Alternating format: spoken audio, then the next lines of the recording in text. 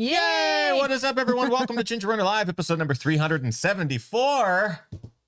We're officially old. That is accurate. Welcome to the show, everyone. We're very excited about tonight's episode because we get to welcome a fellow YouTube creator onto the show, one that has been one of our favorites for a number of years now. Michael Ko, aka Kofuzi, you might know him as Kofuzi, is going to be joining us on the episode tonight to talk. I mean, I feel like we're going to cover a lot. There's so many like inside baseball things I want to talk to him about, like in regards to YouTube creation, but also he just ran the Chicago Marathon, absolutely knocked it out of the park, out of Fenway. I think that's a park in Chicago. Like two baseball references in the first Never 30 played seconds? baseball in my life. Can you tell? Sitting here wondering if Fenway is in Chicago like an idiot. Regardless, our guest, Michael Ko, will be joining us on tonight's show. We're very excited to have him. Sit back, relax, everyone. Ginger Runner Live begins now.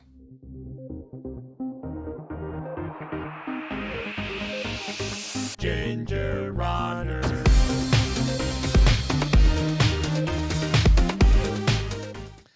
Yay! What is up, everyone? Welcome to Ginger Runner Live, episode number 374. Thank you for taking some time out of your busy Tuesdays to spend a little bit of it with us tonight. Nailed the day. While I was saying that sentence, Or you're just like Tuesday. my brain was going, it's Monday. I'm like, no, I know it's Tuesday. My brain's going, nah, it's Monday. I barely got that one right. We are excited about tonight's show because our guest is, we should have had this guy on our show years ago. I think we have talked about having this guest on our show probably He doesn't know more this, by the way. than almost any other guest that we've had on the show. Absolutely. I don't think there's a week that goes by where we don't talk about our guest tonight. He Now has you're just no making idea. it awkward. Well, now it's awkward. Because it's never about getting him on Ginger Runner Live. It was just talking about him. Our guest tonight, Michael Ko, aka Kofuzi. I can't wait to introduce him, talk to him. There's going to be a lot of discussion tonight about being a content creator, a YouTube creator in the space right now, but he's also been on YouTube for a long time. So he's clearly, he knows the history of YouTube and content creation on the platform. So this should be a really fun discussion. He's also a fantastic runner and athlete, and he does have a YouTube channel catered around the running sphere, gear reviews. He just did a mukbang video with gluten-free energy bars, which I didn't think I'd see it in the running space, but I'm glad that The Kofuzi's doing it. crossover? The crossover is brilliant. Let's just say it's super smart marketing. But we'll introduce our guest here in just a second. We are live. And also, Kim, why is that important? Why is live It important? feels like a weird pop quiz I didn't Weirdest study setup. for. It was a very We're knocking weird it out of the setup. park today. Hi, Fenway. everyone. Kim Shima Newbear here. Many people in the chat room are already correcting you. Fenway is indeed in Boston, I knew it. the other marathon city. I knew it. I knew I was right. But welcome, everyone. If you're new, say hello in the chat room. If you have questions for our wonderful guest, Mike, please ask them there as well. It's not a show about baseball. You got this. It isn't. You got so disappointed in myself because I've literally, it doesn't matter. No. Before we introduce our guest, we do have some individuals that we like to thank at the top of every Ginger Runner Live episode, and that is our GR crew. It is because of them that we're able to do these live shows, our reviews, our films, have guests like Kofuzi on. We appreciate everything that our GR crew does, and there's some really amazing perks on the back end when you become a GR crew member. If you would like to join the crew, it's very easy to do. Head on over to patreon.com/thegingerrunner. All tiers get access to our after shows. We do daily live streams called the Daily Brew. A whole bunch of fun stuff, behind the scenes films and music creation, album coming up, all that good stuff. Two individuals in particular at the top tier on Patreon we like to recognize at the beginning of every Ginger Runner Live episode. First and foremost, Rick Bjarnason. Rick Bjarnason out of British Columbia is an ultra runner, amazing adventurer, as well as a web designer and web maintenance. He owns a company called cheekymonkeymedia.ca. They did the gingerrunner.com website, so if you need web services of any sort, reach out to them. They're fantastic. Can't say enough great things. And as I mentioned, Rick, the owner, is an ultra runner, just total badass. Brian Sands as well. Brian Sands, big shout out to that individual. He has been a huge supporter for a number of years and goes above and beyond, is truly inspirational. We just love Brian and everything that he does for this community. So those two individuals in particular, thank you so much. Thank you, GR crew. Join it if you would like to partake. Without further ado, I would like to introduce our guest, coming to us all the way from Fenway Park. So disappointed in myself. So disappointed. Coming to us from Chicago, Mike Ko, aka Kofuzi. Yay! Yo, what's going on, everybody? Thanks so much for having me on the show today. It's surreal to be here on the show because I watched it so many times and enjoyed it as a viewer, and to be on it is just really strange a little bit, but very happy to be here. Well, dude, honestly, long overdue. Yes. And Kim and I aren't exaggerating when we say that we talk about you a lot. I'm not going to say every week, but it's like every day, at least once a day we talk about you. No, but you come up in conversation a lot. We've wanted you on this show for a long time, and we're just big fans of what you do and the amount of hard work that you put into what you do. Also being a dad and all the running and time that you put into your running and athleticism. There's just a lot. And I feel like we'll be able to touch on a lot of this today. But I also want to share in that sort of, it's kind of crazy to have you on the show because I'm looking at you and realizing this is the same view that I watch of your videos. Like whenever you do live streams, you've got your kids' art in the background. It feels like I'm watching a Kofuzi stream while simultaneously talking to you in real time. It's kind of cool. Awesome. That's so fun. Let's start with YouTube because I feel like we'll talk about Chicago in a second. I can't believe Fenway's in Chicago. Isn't that crazy? Is that where that's what we're gonna focus the show on We'll tonight? focus just on baseball. We'll talk about the Chicago Marathon in a bit here, but I do kind of want to talk about your history on YouTube. I think it's a great place to start. You've been on YouTube for a long time. When do you think for you was that transition period of like, hey, I'm just using this as a platform to put videos up for my family or whatever, and it sort of became a, hey, this is what I want to do. This is what I want to be and create for this platform with a purpose? You know, I mean, that's a different question that I normally get asked. So like I've been on YouTube since like 2016 or maybe 2017 or so. But there was always kind of like objectives other than just creating stuff, which is kind of fun, but I could just share that within like a group chat or something like that. So like the idea of trying to share it for kind of distribution and broader consumption and having that be a part of kind of like the goals. I think that, I don't know, maybe closer to 2018, or maybe even earlier than that. Like once it started becoming much more like solely running focused, then it was kind of like, all right, this is like satisfying the itch of like, I want to be able to kind of make something and put like package together something creatively and just get it out there. Yeah. And also like I have ambitions for where I want this to kind of go. That's probably closer to 2018. Yeah, go ahead. Kim's got questions So we already already. got lots of questions rolling in already. Just a reminder, you can ask questions throughout the hour. If I don't ask them, feel free to ask them again in there. There's a great question from Nathaniel in the chat room. They ask, Kofuzi, you moved from the legal realm to YouTube. What spurred you to make that jump? I mean, I've been straddling both of them, since 2018, because I've been in the legal community. I graduated from law school in 2008. So I've been in that world for a while. And kind of what pushed me over the edge would be the pandemic. So I had a litigation consulting business. And so, I spent all my time in courtrooms or in, large kind of war room type settings, getting ready for trials. So like when trials go away or when courtrooms go away, at least for a little while, that kind of puts a damper on my business. So a lot of regular attorneys, even like kind of 100% trial lawyer attorneys, a lot of them won't spend a significant time in the courtroom. They're working up their cases, but not necessarily on their feet in front of a jury. Right. But me, like almost 100% of my business was like in front of juries and like working in courtrooms. And so, once things shut down, like that was like, that's it. So, I took that business and kind of kept everyone paid for as long as I could, thinking that this will just be another 30 days, and then, at a certain point, it's like, all right, well, no more money. So I guess we're closed now. And I guess I'll do this other thing that I've been kind of like, stepping out of kind of one space and into the other already. It just really accelerated the transition. It's what's funny about the transition. Inevitably, there's a point for people who become either full-time YouTubers or full-time creators in some capacity.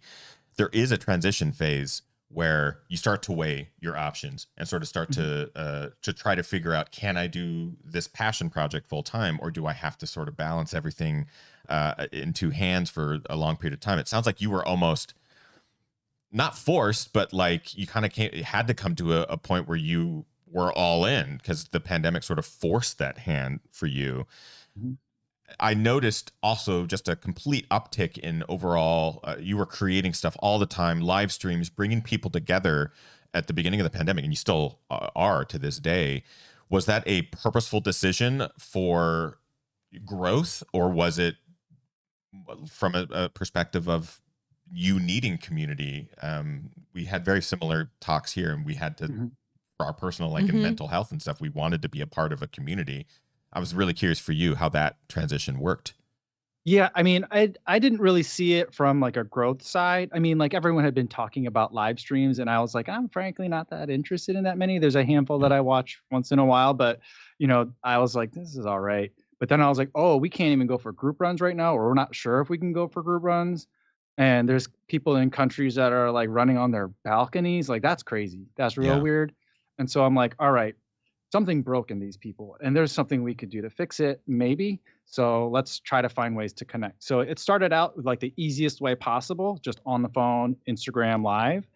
And I used to do them twice a day, mainly so that way I could get people in Europe where there were lots of lockdowns, and then also people like in the US, just to kind of like make it easier for people to not be around other people physically and still kind of feel like you're getting that kind of group run feeling. And so that's why the live stream isn't like, I mean, every once in a while we'll have like interviews or something that's more kind of like, substantial, but a lot of times it's just like we don't talk about running a lot. It's just kind of like what runners talk about either during or after a long run.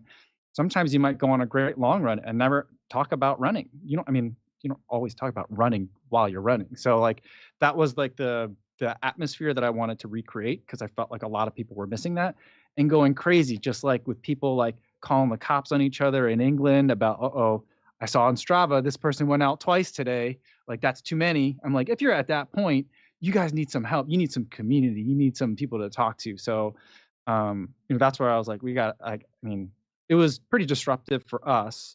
But I did kind of have a lot more free time on my hands. Yeah. But that was the more like the motivation, not like, all right, this is like, an opportunity out of this crisis. It was, someone's got to do something. I think I'm going to be able to value this conversation a lot deeper than just like a typical interview, because I think we share a lot of views on the world. I also think we share a lot of just passion in community, and our audiences, there's a huge crossover in our communities, and there's a lot of comments saying, "Oh, I found Kofuzi because it was recommended to me after watching a Ginger Runner video, or vice versa." Yeah, and that's one thing I sort of want to touch on too, and kind of get your take on, is just the ability to share community and what you've noticed from your perspective, because you bring people together every single day. You're either dropping a review of a product, or you're doing a running vlog, or you're doing a live stream. You're bringing people together. And what's sort of been the consensus for you? Have you seen more people drawn to the running space? Are you seeing that crossover with channels? And what's sort of your take on the uptick in overall running content from creators and things like that in the space? I mean, I think that it's been great that more people are coming into the space, and more people are like, well, I have a voice too. Rather, oh, well, there's already all these other dudes in this space, and I don't know, like, what am I going to add to that? So I think that kind of has flipped. And what it ends up happening is you see a lot of channels, they make a couple of videos. Some of them might be very good, and then it gets hard or life gets difficult, and then maybe that peters out. But every once in a while, a couple still bubble through, and it makes the community that much bigger. And I think that each person that kind of can, make it through that kind of like initial grind, not that it ever stops being a grind, but kind of gets through that part, I feel like it's an exponential growth. And so it's not just like, we're going to keep divvying up this views pie smaller and smaller. Like each new person brings in their own new group of people. And so like more people coming in makes everything much bigger. And I'm not saying that we need to get bigger for the sake of like metrics and, like all those other numbers from like a marketing perspective. But I just think that it means that there's more space for people to feel like they have a little corner of the internet where they can hang out. And I think that's kind of like a weird thing to say, but I also think it's really important. I love that you use the pie analogy. That's a You love pie. I love pie. I love Boston cream pie And Chicago cream and Chicago pie. deep dish pie. Oh. Holy shit, I hate myself. I'm so sorry, everyone. Quick shout out to Brendan Cam in the chat for the super chat. Appreciate that. Brendan says the crossover we all needed. Yes, long overdue. This crossover is long overdue. But what I was going to say in regards to pie is I love that analogy because I think I got asked this question recently by a brand, like someone at a brand that I was in communication with, and they were like, "Hey, who's your main competition in the space?" And I was kind of offended by the question because I don't view any other running YouTubers as competition. The way I look at it is it's not a pie that we're all fighting over slices. It's a pie that gets exponentially bigger because you're right. Everyone has their own voice, their unique perspective. Like the way you film vlogs is Kofuzi. The way you do your reviews is Kofuzi. The way Ginger Runner does, I do my reviews is the way I've been doing it. It's like we do things different, but we can all share. The audience is if we think of ourselves as audience members and what we like to watch, we're not sticking to one channel and only watching that one channel. We're watching all sorts of shit, and we'll find ourselves running down rabbit holes where all of a sudden we have this new passion for drywall. Let's be honest. I have been watching Listening to somebody eat a power bar. or listening to someone eat a gluten-free power bar. We have there's plenty of views and eyes, and it's not a fight for them. It's purely just let's bring more people to this space. So I'm glad you use that analogy because I love. But pie. it's also interesting to hear that some people do have that view about channels or brands. It's like, oh, like, well, who are you competing against? And it's, I don't know. The algorithm. That's honestly it. Like you're fighting against the math, and that's exactly where I wanted to take this conversation next. Is in regards to the amount of work, because I think both you and I and Kim, we can all nod our heads at this. You mentioned grind. The grind never ends. It's not like, oh, I got to grind to get to X number of subscribers or whatever, and then all of a sudden we're good and everything's easy. It gets harder, if anything. So now that with the pandemic, you sort of upticked, live streaming and the vlogging and everything you've been doing. You're doing a lot. Mm-hmm. How has the workload been for you balancing family life, training life, like all that? Have you found the balance, and what have been the challenges? Well, I mean, getting work out of a regular job out of the way, it kind of frees up a lot of your day. But frankly, that tension with the day was already there. So the amount of work that I was putting in may be a little bit more now, but in terms of the weight of that work on kind of my mental load that I was carrying, it was a lot heavier before because I was kind of not really giving my full attention to work and not really giving my full attention to YouTube, which is clearly not work, but something that really had my attention. And it was hard to kind of let that part go. I mean, my job was at the point where, I was leading teams where I was training people to do the work, and I was becoming more of a face. Had to be the rainmaker because I was the person that people knew and I had all the contacts. So I was trying to figure out ways of what is my job here now? Because I couldn't figure that out. Because it's not to do the stuff anymore. It was to make other people feel really good about the stuff that they were doing, and also giving them enough stuff to do so that they could, that we could all still keep doing it from a monetary perspective. So there was a lot of strain on both ends, and being able to go to just looking at the YouTube when the work went away, even when I thought it was a temporary work stoppage. That was really nice. I really enjoyed that switch.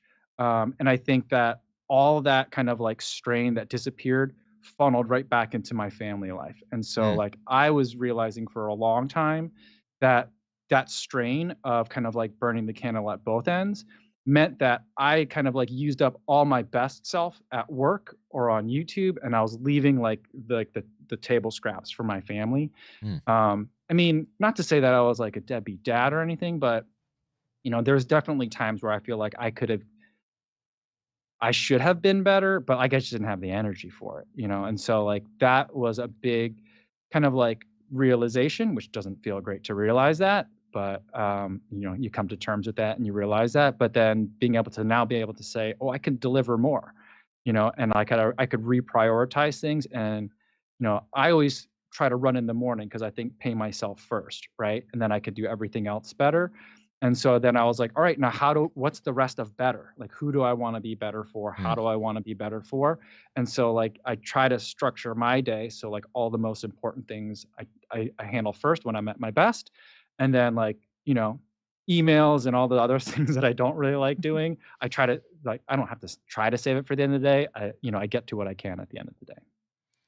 I I really value that, man. I really value also just the sense of growth and self realization. Sort of knowing here's where my energies, both emotional and everything, are being invested, and being able to realize that your family isn't getting what they need, and that sort of thing, and coming to those realizations. I think anytime we can grow, anytime we can learn from what we're doing and how we can do it better, is important. Is Yeah, it's crucially important. not always easy to see those types of things in yourself either and come to terms with it. Yeah. And it could take a long time to see those things. And then maybe it's too late, or, you know, it's already exhausting just getting down that road. So well done. Obviously well done. Kim's been getting a ton of live questions here. Again, we had another super chat. I just wanted to shout out Daniel M. Super chat. Appreciate that. Daniel says, everyone's favorite post-run refreshment? Beer? Question mark? Yeah, I got, well, it's the evening, so I thought it'd be all right. I got a not sponsored, but my wife bought this the other day. It was downstairs. There's a little convenience store. They have a pretty good section of beer. Victory Brotherly Love Hazy IPA out of Nice. Pennsylvania. I hadn't had before yesterday, but what we got in the fridge, so pretty tasty. Somebody in the chat earlier, I don't recall their name, but somebody in the chat earlier did suggest that perhaps you didn't know the joy of Pacific Northwest beer yet. Do you know the joy of Pacific Northwest beer? Oh yeah. I mean, the first IPAs that I was drinking were Sierra Nevadas, and I know that's not like the pinnacle of Pacific Northwest beer, but It's like because it's California. Well, doesn't count. okay. Doesn't count. So I mean, I'm also originally from New Jersey, so Fenway Park. That's in New Jersey. It's right near there. So like the fact that I got it on the correct coast, I feel like is a small victory. Total victory. And so, yeah, so like this would have been, I mean, probably like around like the turn of the century, like 2001 or 2002 or so, when I started drinking some of the IPAs out from that way. I don't get as many of them over here because I try to drink a little bit more locally. And it's been a while since I've been traveling up that way. So I'm more familiar with kind of what's around here, but definitely like when I think of IPAs, I think of like California, a little bit further north. Mhm. I mean, I just feel like IPAs. it goes with the weather, it goes with the climate, it kind of like it fits. So yeah, We can send you a care package. I would love that. We Yeah, can we send should. you a P&W, a whole variety, like a good 6-pack of 6 different local breweries and stuff. I know Chicago beers. There's some really good micro breweries and nano breweries and stuff that have popped up in Chicago over the years. I know that for a fact. So you have a good beer selection just within your city limits. So I'm sure you're overwhelmed with good beer choices. But we do have lots of live questions, so I want to make sure that we get to some of those. That was a very intense. Well, also, I would like to apologize to Kofuzi. I realize that Mike has a great. How do you do it, Mike? You bring up the comments from YouTube. What software are you using for your live streams? Yeah, I use StreamYard. You do use StreamYard. Okay. Yeah, and so that has it. It makes it easy. For some reason, though, using StreamYard and like this new microphone that I have, it's just been a disaster for like it the doesn't last work 2 out. weeks. It's been miserable, and everyone's been very patient as I try to like fumble through figuring it out. But otherwise, like I really like using StreamYard because of that, because I just feel like, you know, then there's something besides me talking the entire Right. time. Then you could see like, there's something on the screen. So it There's makes it a like little bit there's like a better. half dozen workarounds that do something similar to StreamYard, but I've never gotten any of them to work. Basically, for those, this is inside baseball stuff. Still speaking of baseball.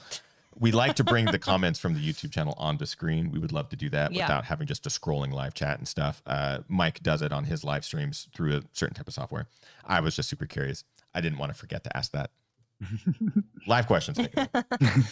Question from hi, it's Ariel. They ask, as someone who is starting a YouTube channel for fun, my full-time job is an OR nurse. What are some beginner-friendly running video content ideas?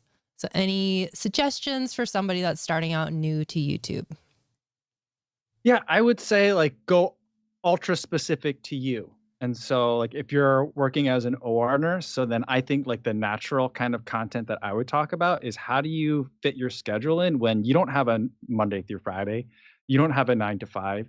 You might have a day where like, oh, the surgery went long and all of a sudden what was supposed to be a 6 or 8 hour shift is became a 12-hour shift. And then like, so how do you figure out how to fit in all those runs? Like those are the kinds of things that like I feel like a lot of people would be able to relate to or find helpful from a tips perspective or inspirational, be like, oh man, if that person can do it, then like I can certainly do it, after I get home from my office job kind of thing. Not that office jobs aren't hard, but it's a little different. Yeah, and Ariel, longtime viewer, I know that you've been in the chat a lot and a GR crew member and stuff like that. We can also answer some of those questions on Discord and stuff. But listen to Mike. He's not kidding when he says, find your voice, find what is unique to you. Because I think this is my personal opinion, is like chasing the views or the metrics based off of like, I'm going to do a top 10 whatever type thing is tough, because then you're just chasing numbers as opposed to creating content for what you want to create. And like, basically you want to get it on won't feel fulfilling. It won't feel fulfilling. You'll want to, the best way for longevity in the space is to make stuff that you like. That's it. Like stuff that you enjoy making. Because if you just make things to get views, trust me, it gets sad. It sucks. There gets a point where you're just like, man, I don't like doing this anymore.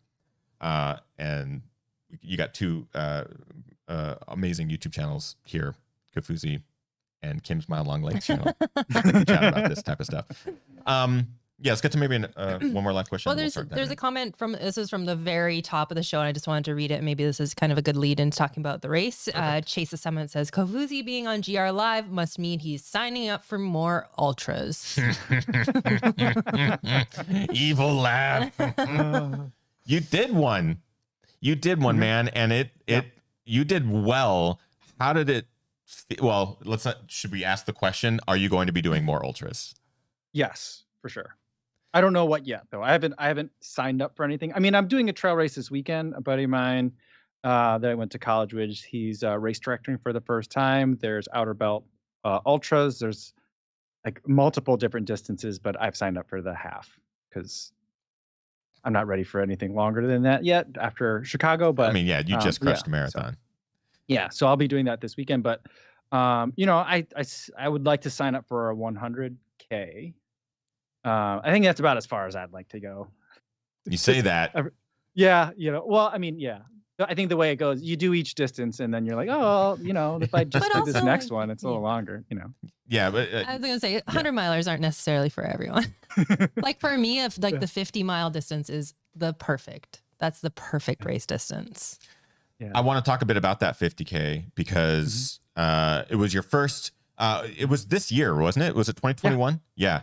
So obviously you're coming off the pandemic. I know that your training, you incorporated a lot of cycling.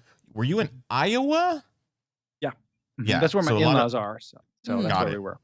So a lot of like flat terrain, that sort of stuff, long runs in the cornfields and things like that. Beautiful. Like a lot of your footage and your photos and stuff from that time were just gorgeous. How did training work for you going into the 50K? Did you align it specifically to that specific 50K, or did you just try to create volume? Like what was sort of your strategy in going into your first 50K? Yeah, my main thing was to create volume. Because I was just like, I could maybe find some hills and I could have, but like, I have this bad habit where I don't like to commute to exercise. And so like, if it's not around outside my door, it's like I have a hard time motivating myself to do that. So like there's areas in Eastern Iowa where we were that were hilly enough that I could have probably done, and I should have probably done a little bit more specific training, but I was like, I think that, I'm not going to go out there and try to win the race by any means. I just want to go out there and just really enjoy kind of like the culture and the experience of it, Yeah. and just have a great time. And if I could push myself a little bit and feel like, I really like, hit the limit on it too, and not feel like, oh, ooh, I wish I would have had more like aerobic base for this. That was kind of the goal. So I was worried about the hills, as we got close, but I wasn't worried enough that I was willing to drive like half an hour to go find some. I don't know this particular 50K, the Decorah, or it's in Decorah, Iowa, called Crater Trail Run. Is it get super technical? Do you have tons of vert? Like, are you having to play with the trail running, ultra running sort of statistics in your training? Like, are you taking that into account? I mean, it's technical for me, but I run along the lakefront on pavement in Chicago, so You're dealing with waves like constantly. yeah, but like it's flat, where I am, and so I mean, there was one part, and it was a couple of loops, well, kind of like a clover, but there was some looped areas that you hit a couple times where there was a rope that you would pull to Okay. get up like an embankment. And then there was another part with lots of kind of like loose rocks. We were going downhill. So like, it was steeper than I could run fast down. So like it's the kind of downhill I don't like. Like Okay. I love downhill when I could just, all right, open it up and let's go. But when I have to slow down because it's so steep, then I'm like, this is like the worst because I had to run uphill to get here. And now I can't even enjoy going down. And so like there was some of that too. So there was for me, there was a lot and it really got to me. But I wouldn't call it like super technical, but for the Midwest, I think it's probably a pretty hilly race. Yeah, I mean, just from the images and stuff like that I saw from this particular course, it looks different than what you would assume Iowa looks like. You do think flat cornfields and wide open spaces, but this looks not like that, and it looks pretty technical and challenging. Having the experience that you have in the road circuit, running marathons, half marathons, pushing yourself, really attempting to PR and get great times and do legitimate workouts each and every week. And then you transition to an ultra on trails like this that maybe you're not used to. Did you find that those lows that you hit during the ultra were similar to lows on the road? Were they different? Were they deeper? Were they shallower? Like, what is the comparison that we can sort of see? We're going to have viewers that are watching that are, big road runners and maybe looking to dabble in trail running. I'm curious if you can give us the headspace that you reached in this ultra and how it was similar or different. Yeah, I mean, I think that for me in road running, the lows are like darker. They're like a lot more negative, So like when you hit the wall and you feel like your legs aren't moving anymore, it's not a matter of like it's not that I'm tired. It's just that like there's like something like biologically now missing from my legs and I just can't pick them up anymore. And Sure. so like there's like that once you kind of like feel like, oh, my legs are failing, then on the road and there's just people passing you all the time and you're seeing the clock and the minutes like whiz by and you're like your goals just slip through your fingers like that that gets dark for me real fast, and it gets very negative, and it's kind of hard to climb out of. So there's a lot of both, kind of like adrenaline, but also on the other back half of that, there's a little bit of kind of fear, a little bit that goes with a lot of road running, which I don't love. Um, but I think that's maybe I do love it. So like that might be why I still enjoy being on the road so much. I'd say on the trails, like when I'm not doing well, and I wasn't doing so well in the second half of that ultra, like the down parts don't get as dark, but there's still like some level of kind of despair, like, oh man, I totally messed this up. But you're also out there long enough that like you eventually start laughing about it, like, shucks, I messed it up again. There we go. Maybe there'll be some candy at this next aid station. So it's a little different. And with that ultra, like the time kind of goal wasn't there. I mean, there was, it was because old habits are hard to break, but it's just a different type of event. Yeah. It's kind of like both of these sports happen to include running, but they're like still very different sports. It's different than like tennis versus racquetball. It's more like tennis versus like golf. They both have balls, but they're different, and I think like trail running, and road running, they share a lot of similarities, but like there's a different kind of objective. It feels like in a lot of ways, which I'm not going to say one is better than the other, but it's nice to have both. Mm. I love that because we're finding that too. Now that both Kim and I have been, we started Roadrunners, of course. We did handfuls of marathons, half marathons, all that. We went down that route, and then transitioning to trails and ultras and doing ultras every year, all sorts. We've sort of found that calling again back to speed and roads and trying to push that body and trying to find that, where's that line with pace. And like there's so many different intricacies in road running that you don't necessarily, my mindset specifically doesn't carry over to ultra. Like I'm not going, oh man, I got to get a 7:23 mile on this next one to reach a PR or something. On a trail or an ultra, I'm just going, I just hope that they have potatoes at the next aid station or something that I can eat, like you're just doing little things by little things. But I think there's something healthy and good about staying curious and like 100% wondering like, oh, we just had this conversation about doing a road race, a marathon. It's like, oh, I wonder if I can do that again, or what would my time be versus, ultras just kind of go out and have fun and do that distance and suffer a little and enjoy that suffering. Yeah. Like I want to go run 31 miles or 62 miles. Yeah. Cool. That's great. What an adventure. Pack your snacks. Whereas like a marathon's like, I want to get a 3:10 or I want to shoot like, can for I get in that 3. pain cave again? And how long can I sit there for? And literally sit in it. Yeah. But I do wish that like marathoning could borrow a little bit of that, so I feel like, I'm starting to think that, Chicago is my favorite race and it's very flat, but it might be too flat for me. My muscles need a little bit more variety. I'm not asking for many hills or big ones, but like just a little bit something more than what it currently offers. And I'm not asking them to change the course either, but I think for my specific kind of like strengths. So like, the thing about marathons is everyone's like, oh, what was your time all the time? But it's just like, oh, well, I ran Columbus or I ran Chicago, I ran Indianapolis, and just like, and I feel like I did really well on the day. I feel like that should be enough to answer the question. But if someone answered the question like that to me, I'd be like, oh, so you're embarrassed about your time. That's okay. You don't, I won't ask you specifically. So like the time part is like ingrained into that. But, I do think that we should kind of like enjoy like the effort and the activity a little bit more than just like putting it all on the number. Speaking of enjoyment of the activity, I do want to talk about Chicago. Yes. Because that's a marathon that's been on my list. I've always wanted to run it. I know it's pancake flat. I know it's like the Boston qualifier, one of those races that is a PR. You can achieve a good PR on that course if you put things together right in the puzzle. For you, this is your home city. This is probably a marathon you've experienced before. I am curious how this year went in comparison, especially coming out of a pandemic. Really one of the first big city marathons to really knock it out of the park, right? To get so many people there running safely. And how did it feel? How did it work out for you? I mean, it felt really good to kind of see everything again, because everything kind of shut down pretty hard over here.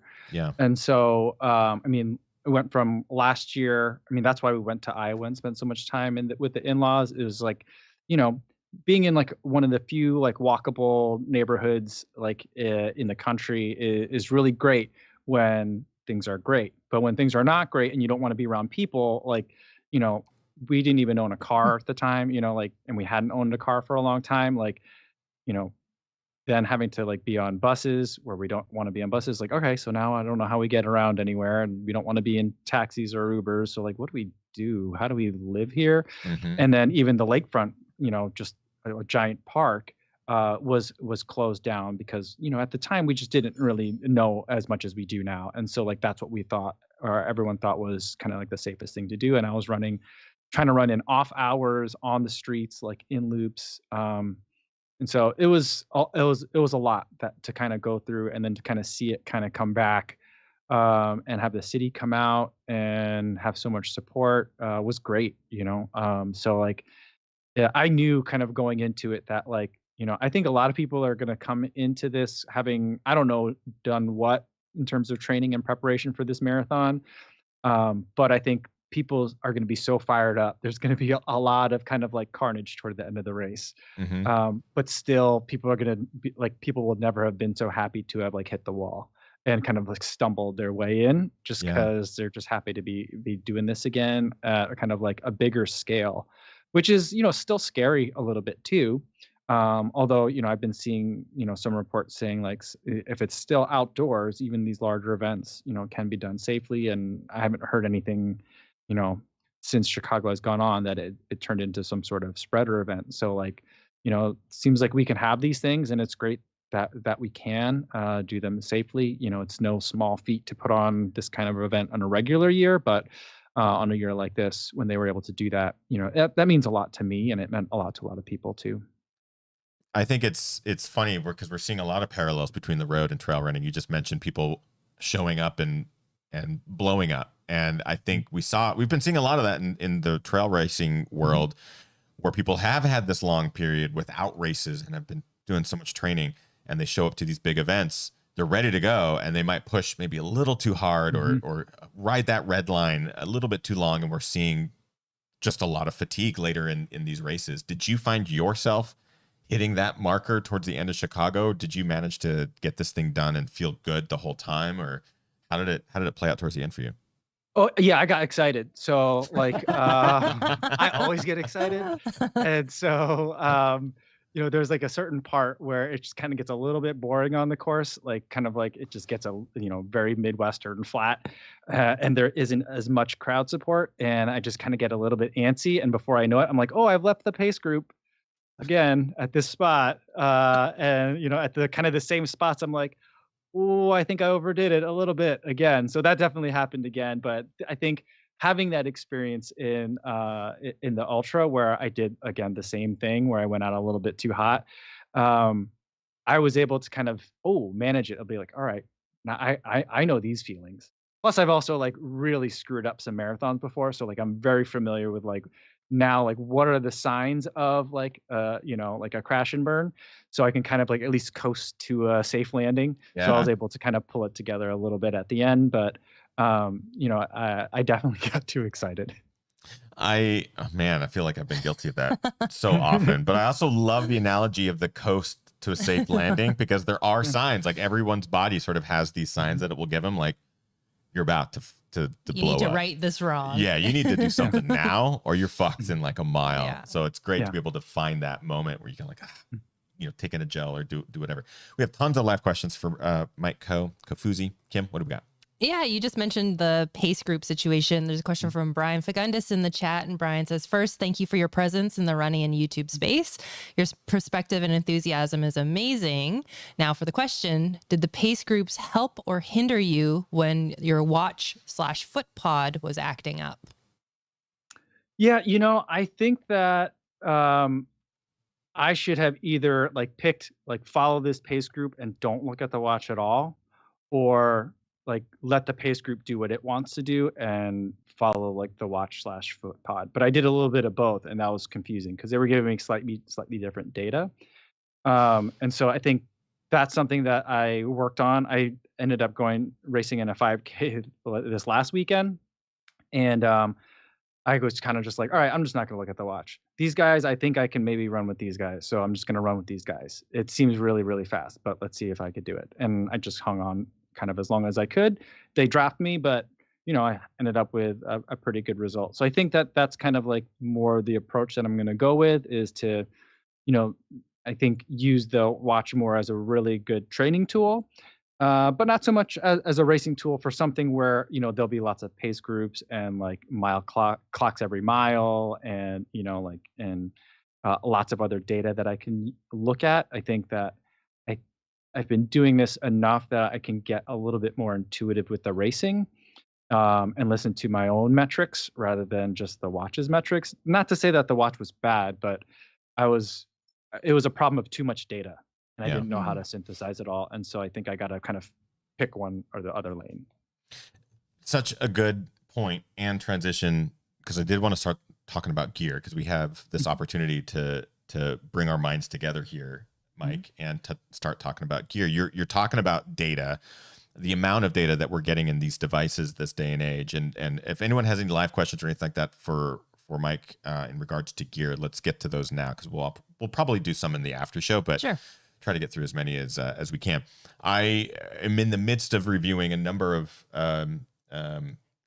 gadgets, battery operated items. And the one thing that I always get overwhelmed with it. Yeah, no, we'll go to Fenway and we'll do these reviews together.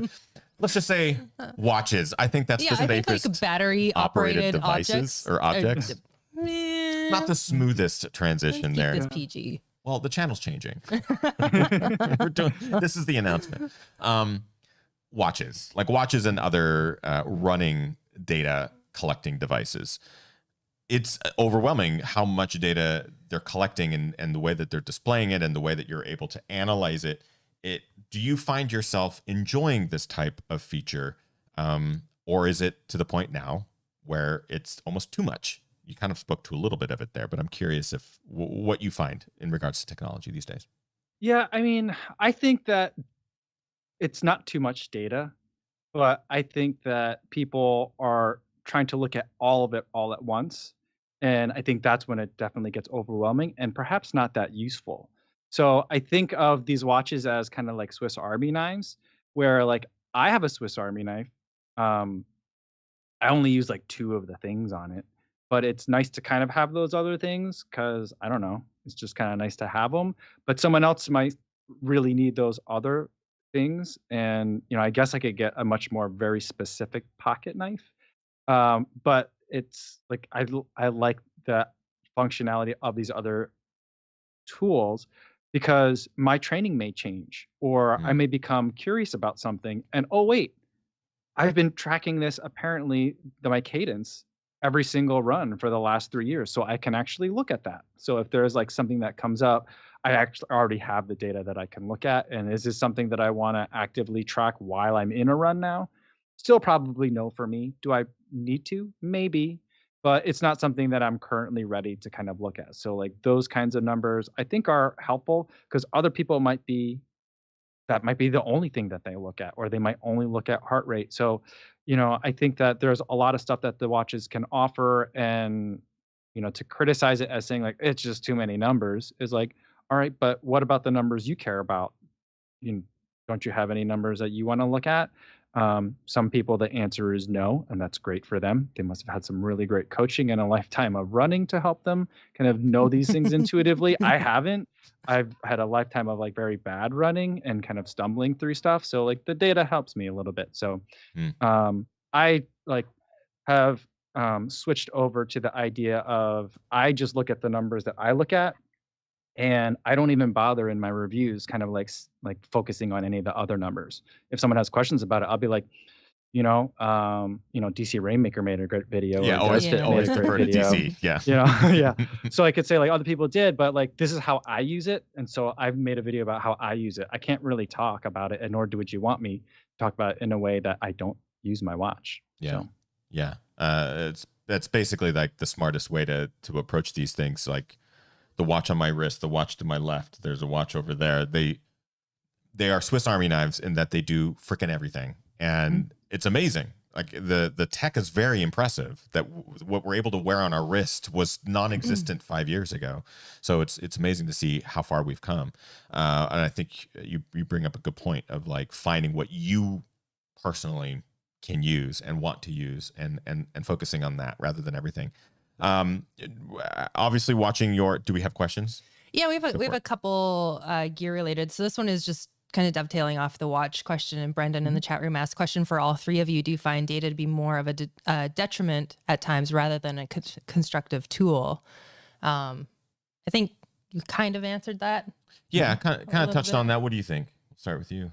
I tend to not be super into numbers because it bums me out sometimes, and I get in my own head with it, and that's why I've stepped away from Strava and stuff like that too. But I tend to use mine just for distance and time. I don't really look at a lot of other things. Yeah, old school style. You keep it. Speed workouts on flat surfaces, that's a different story, but 95% of what I do is mountain running. So I tend to just kind of keep my eye on things like the time and the distance.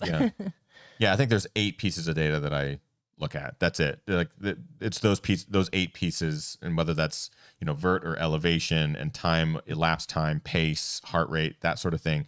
It just tends to be the same 8. And anything beyond that is like, that's great, but I don't know how to really use that sort of data yet. Or you can show me a chart and I'll go, that's cool. Yeah. But how do I use it? What about you, Mike?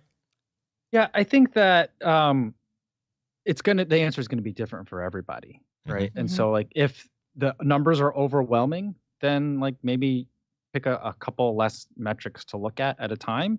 You know, maybe just look at distance, maybe just look at time, or maybe just look at heart rate or whatever you want to look at, or power.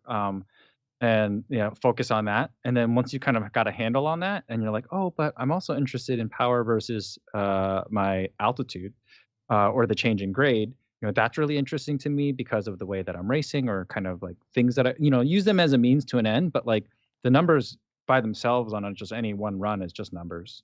Yeah. You know, so they're important to help you get to something else. Yeah. And maybe just one more last gear question here before we wrap up. Question from Nathaniel was, of all the running shoes you've reviewed, which one stood out to you the most and why? Oh man, I already know I have my unicorn shoe. You do? But I'll let you guys answer first. Oh, man, this is the question that I have the hardest time answering. But Mike, what do you got? For me, it's a sentimental pick. So the Pegasus 34 Shield was the first shoe that I ran in the winter. And it was the first time that I was like, oh, I could do this year round. I don't have to restart every year.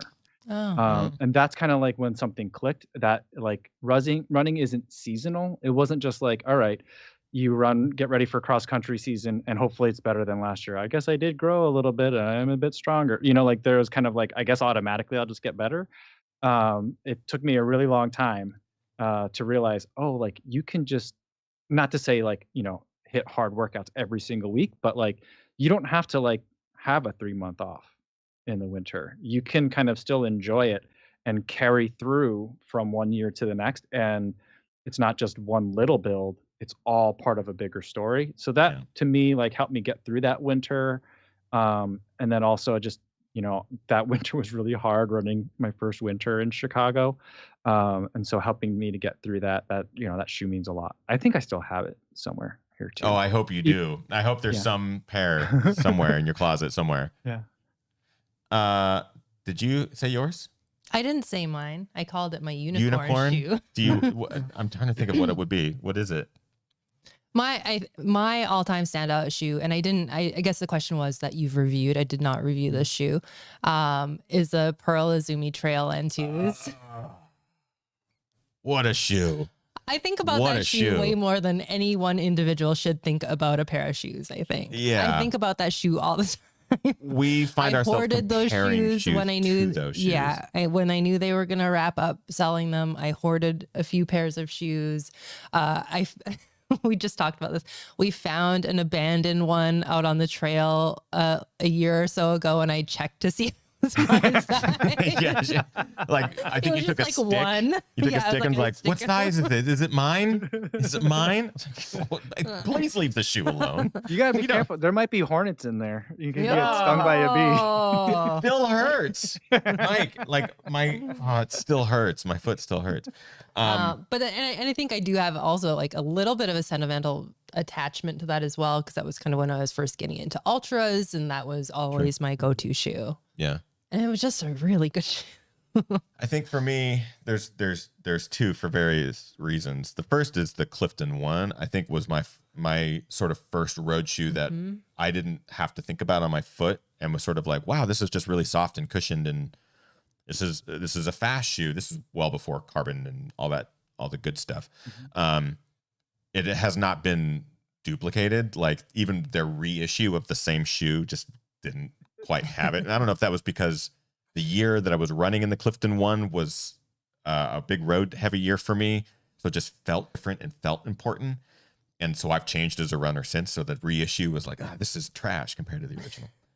And then the other shoe that I think is a standout in my history of reviews and running was, I think, the Newton Gravitas. Oh yeah, Newton's. And I can't stand Newton shoes anymore. Like I just don't review them anymore because it's all the same. But that first bout of Newton shoes that I got into was me transitioning my foot strike and got me into my forefoot running and got me more into like, oh, wait, my form matters and I can save energy and run longer. And it was this weird equation in my head that went, it reshifted.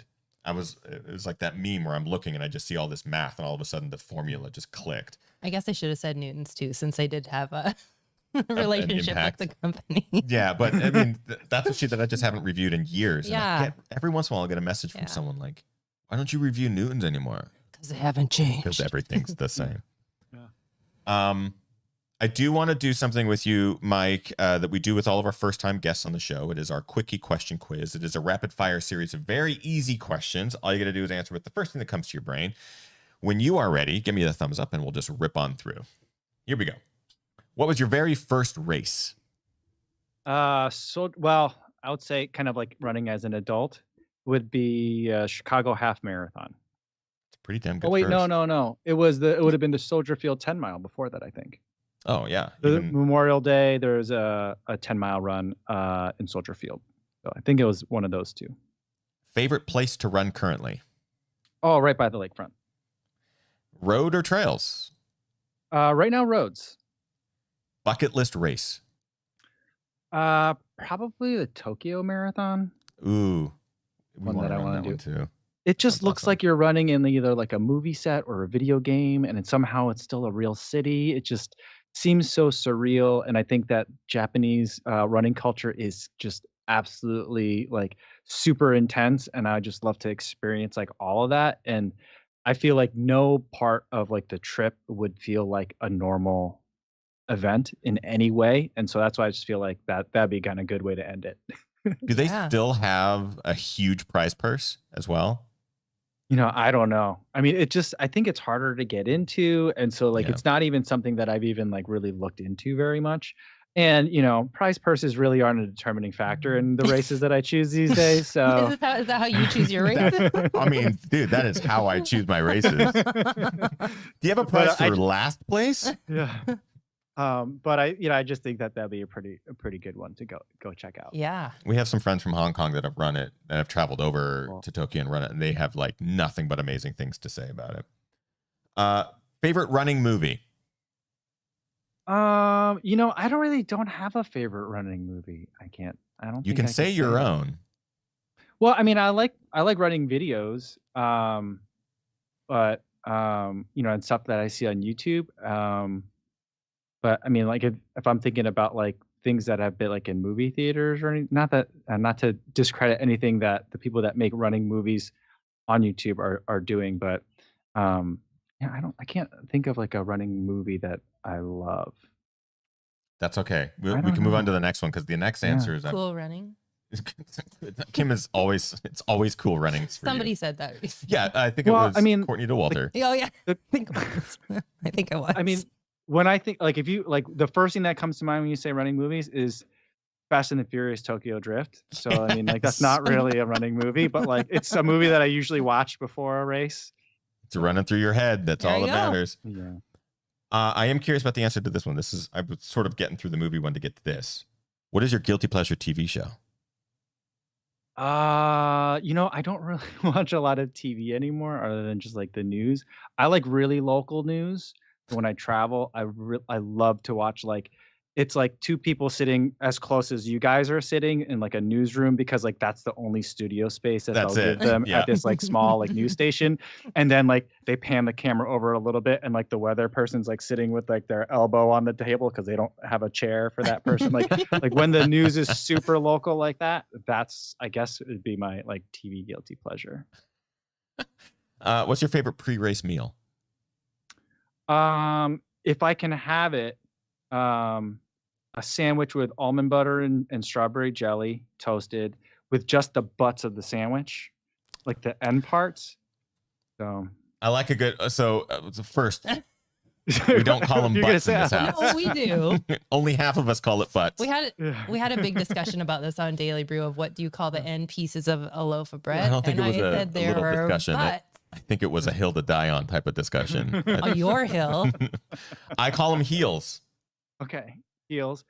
I call it a dad sandwich because it's the sandwich that dads have to eat. Yeah. Because like the kids won't eat the regular, like the ends, they'll eat only the regular pieces of bread. So like, I don't know. I just feel like, it's like part of bringing my family along with me is like that kind of like that dad duty of eating like the undesirable parts of the sandwich and turning it into race fuel.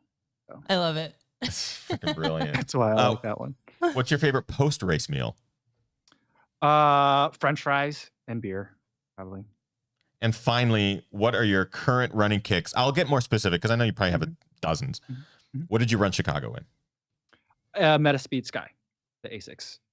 So I really enjoyed that one. It worked out great. Like, I didn't think about them like in a negative way like the entire time. So like when I was struggling, it wasn't because my feet were hurting. And then I was running and feeling pretty good just a couple of days later. So I feel like they did a good job both in race and after a race. So Yeah.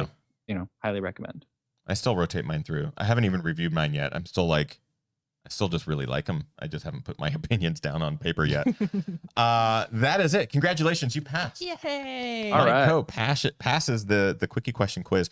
I did want to sort of end this show by again mentioning that Mike Coe, aka Kofuzi, has a YouTube channel. I have a link in the description.